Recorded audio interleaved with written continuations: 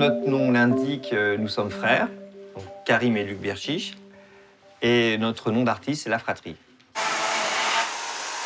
Notre ADN, c'est de tout faire tout seul, et sans personne en fait, à deux. C'est notre grand plaisir.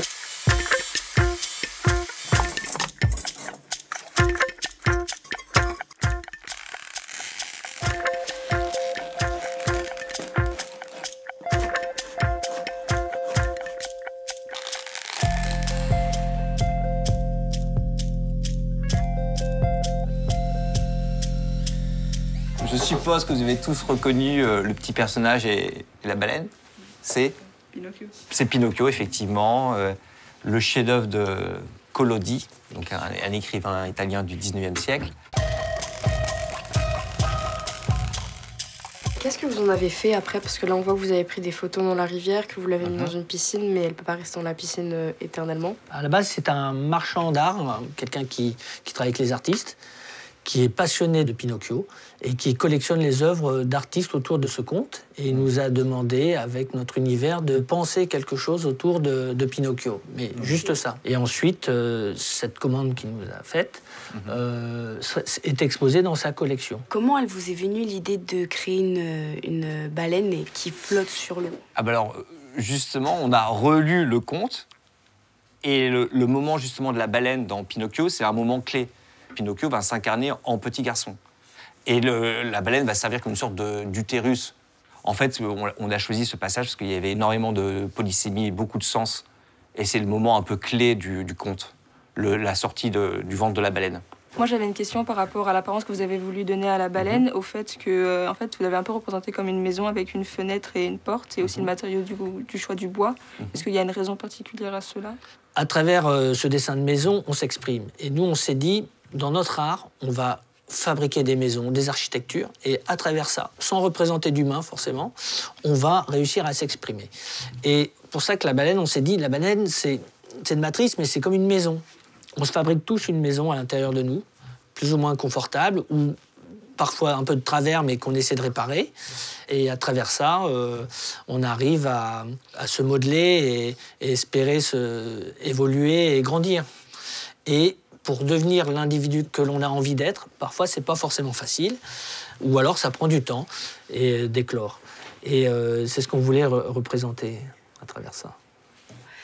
Comment vous vous êtes rencontrés et comment ça vous a amené à créer un film sur les deux artistes? Le producteur nous a présenté en nous disant voyez si ça colle entre vous pour essayer de faire un film. Donc moi, on m'a demandé de faire un film sur eux. Ce qui était chouette pour moi, c'est que je commençais à travailler avec mon frère. Mon frère tient la caméra dans ce film. Et puis moi, je réalise le film. Et c'était drôle, on était une fratrie et on rencontrait Karim et Luc. Et du coup, c'était assez chouette pour fabriquer ce film ensemble. Parce que travailler avec son frère, c'est quelque chose de vraiment particulier. L'intérêt de travailler avec son frère, c'est que contrairement à, je sais pas, un collègue ou à un ami, on peut se dire les choses franchement. On sait qu'on ne va jamais se brouiller, on est de la même famille. Bon, il y a des brouilles évidemment entre frères et sœurs, hein. Mais nous, on a des liens très très proches parce qu'on a vécu plein de choses ensemble et globalement, même enfant, on s'entendait bien en gros. Le fait qu'il y ait une véritable connexion entre leurs idées, c'est, on va dire entre guillemets, c'est incroyable parce que on a vraiment un mélange de deux cerveaux accompagnés dans leur création. J'ai remarqué que sur le film que vous avez mis un effet vieillot sur la caméra. Est-ce que c'était fait exprès ou vous vous êtes dit ça fait plus beau Il y a un effet vieillot parce que la caméra utilisée est très vieillotte. Ah, c'est ça. C'est une caméra qui tourne avec de la pellicule dedans. On met de la pellicule. Et puis on la met là. Et puis surtout, elle tourne sans électricité. Ouais. Pas de batterie, rien. Elle tourne à la manivelle. C'est-à-dire que là, on la remonte. Ah, c'est incroyable. Et elle tourne.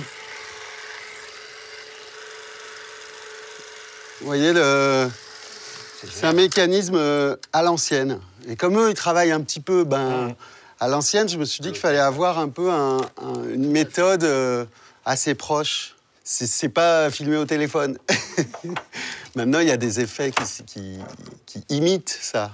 Mais là, c'est encore plus beau parce que c'est vrai. Pour moi, l'art, dans ma vie, c'est quelque chose de très important. C'est quelque chose qui m'aide à m'exprimer et à exprimer des choses que je peux pas forcément dire. C'est aussi laisser mon imagination déborder. C'est pas forcément des choses qu'on peut faire dans d'autres matières ou dans la vie quotidienne.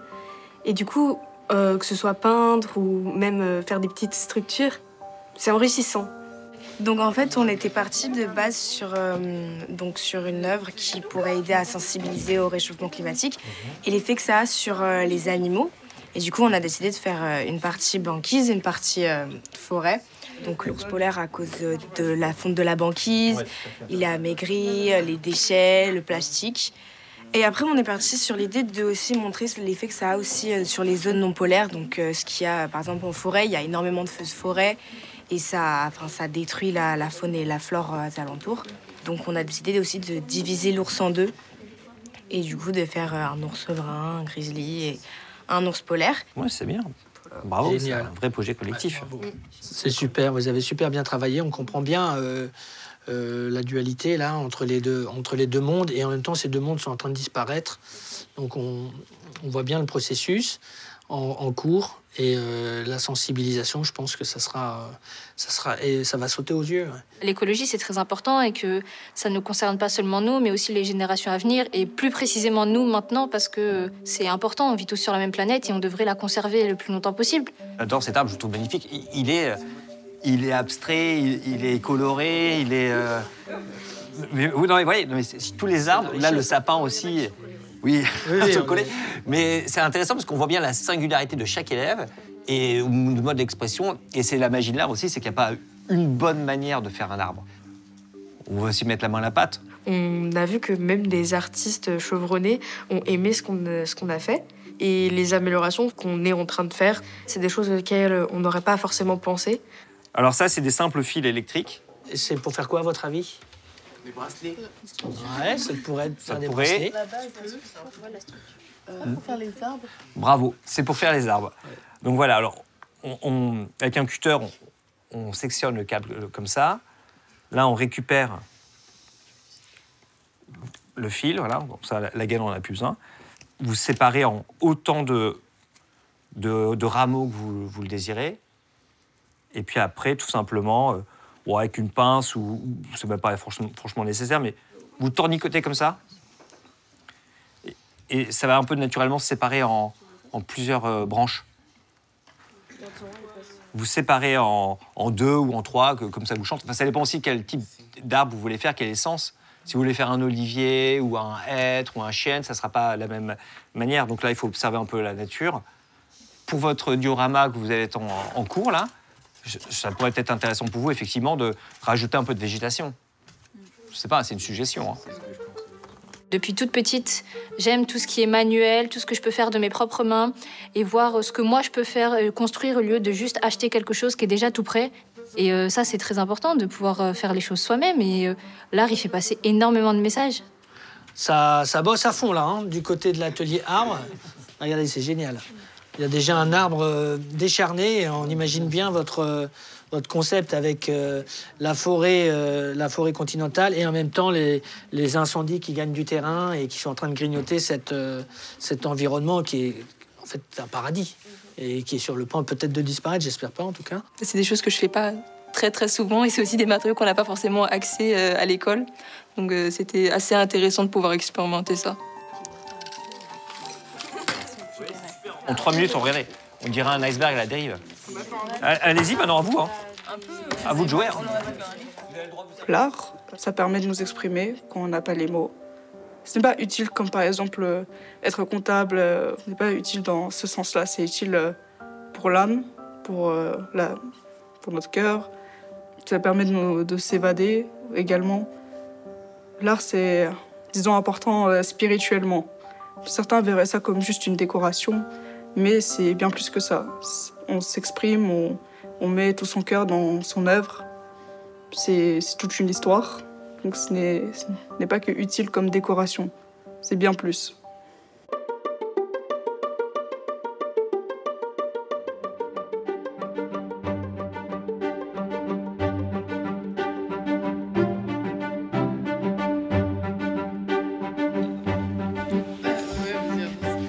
projet est très bien avancé.